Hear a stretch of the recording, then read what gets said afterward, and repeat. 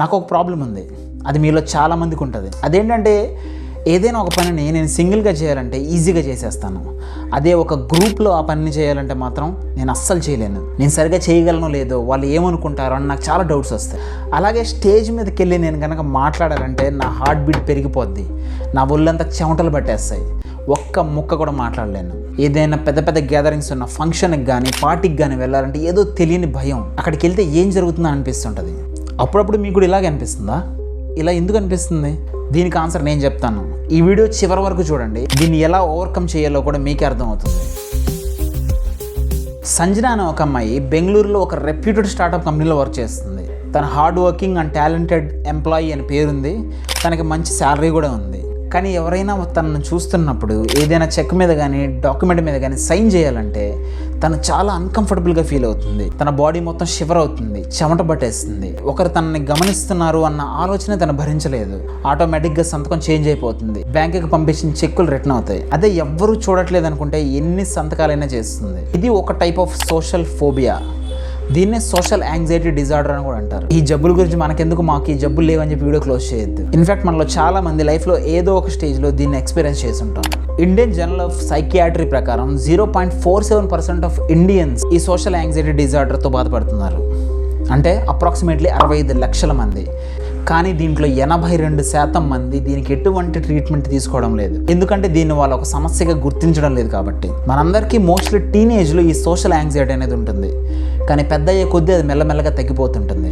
కానీ కొందరిలో మాత్రం వాళ్ళు పెద్ద అయ్యి పిల్లలు పుట్టే వయసుకు వచ్చినా కూడా ఈ సోషల్ యాంగ్జైటీ అనేది వెళ్ళదు. ఈ ప్రాబ్లం ఉన్న వాళ్ళు ఎలాంటి సోషల్ గ్యాదరింగ్స్కి వెళ్ళడానికి ఇష్టపడరు, పబ్లిక్ టాయిలెట్స్ యూజ్ చేయరు, స్టేజ్ మీదకి ఎక్కి మాట్లాడాలంటే వాళ్ళకి అస్సలు మాటలు రావు. వాళ్ళ గురించి వాళ్ళు ఎప్పుడు నెగిటివ్గా మాట్లాడుకుంటూ ఉంటారు. ఏ పని చేసినా దాని గురించి ఎవరు ఏమంటారో అని భయపడుతూ ఉంటారు. సింపుల్గా చెప్పాలంటే మనుషులతో మాట్లాడుతున్నా, వాళ్ళతో పని చేస్తున్నా వాళ్ళు ఎక్కడ మనం జడ్జ్ చేస్తారో లేదంటే అవమానపరుస్తారో అని ఒక బలమైన భయం, యాంగ్జైటీ ఉంటాయి. దాన్నే social phobia or social anxiety disorder అంటారు. అసలు మనం ఇలా ఎందుకు బిహేవ్ చేస్తాం? ఈ సోషల్ ఫోబియా అనేది మనకి అసలు ఎందుకు వస్తుంది?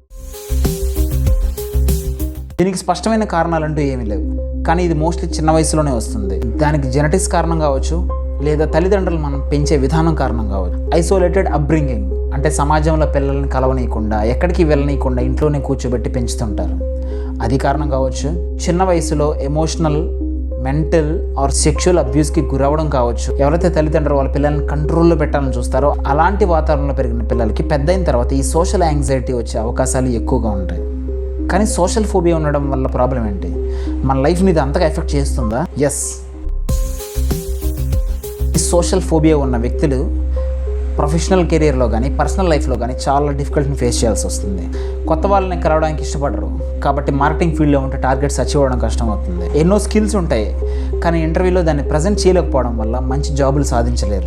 లైఫ్లో రిస్క్ తీసుకునే తత్వం అస్సలు ఉండదు, కాబట్టి బిజినెస్లో కూడా వెళ్ళలేరు. ఈ విధంగా వాళ్ళ కెరీర్ని ఇది ఎఫెక్ట్ చేస్తుంది. అట్ ద సేమ్ టైం వాళ్ళ లవ్ అండ్ ఎఫెక్షన్ని వాళ్ళు సరిగా ఎక్స్ప్రెస్ చేయలేరు, కాబట్టి పర్సనల్ రిలేషన్స్ మెయింటైన్ చేయడంలో కూడా చాలా ఇబ్బందులు ఫేస్ చేయాల్సి వస్తుంది.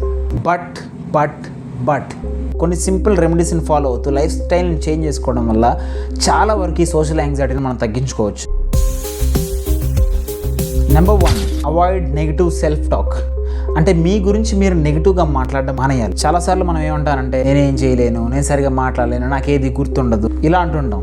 కానీ ఇలా మాట్లాడడం వల్ల మన ఎమోషన్స్ని అది సబ్ కాన్షియస్ లెవెల్లో ఎఫెక్ట్ చేస్తాయి. సో ఈ నెగిటివ్ సెల్ఫ్ టాక్ ఎప్పుడైతే మన మైండ్లోకి వస్తుందో దాన్ని స్టాప్ చేయడానికి మనం ట్రై చేయాలి. Number 2, embrace new habits. అంటే కొత్త అలవాట్లను చేసుకోవాలి. కొన్ని కొత్త అలవాట్లు మనల్ని నలుగురితో మాట్లాడడానికి ప్రోత్సహిస్తాయి. ఒక జిమ్లో జాయిన్ అవ్వచ్చు, లేదా ఒక స్పోర్ట్స్ క్లబ్లో జాయిన్ అవ్వచ్చు, స్విమ్మింగ్ జాయిన్ అవ్వచ్చు. ఇలా ఏదైనా ఒక న్యూ హాబీ నేర్చుకున్నప్పుడు మనం ఎక్కువ మందితో మాట్లాడాల్సి వస్తుంది.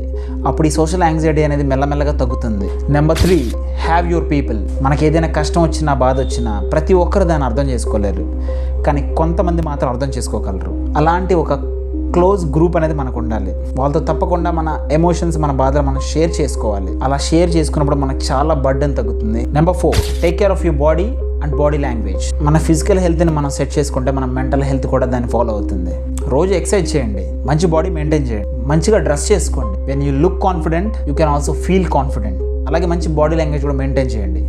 స్టిఫ్గా నిలబడండి, కళ్ళలోకి చూస్తూ మాట్లాడండి. ఇవన్నీ చేయడం చాలా కష్టంగా అనిపిస్తాయి, కానీ మెల్లమెల్లగా అవి అలవాటు అవుతాయి. Number 5 and most important, have a goal.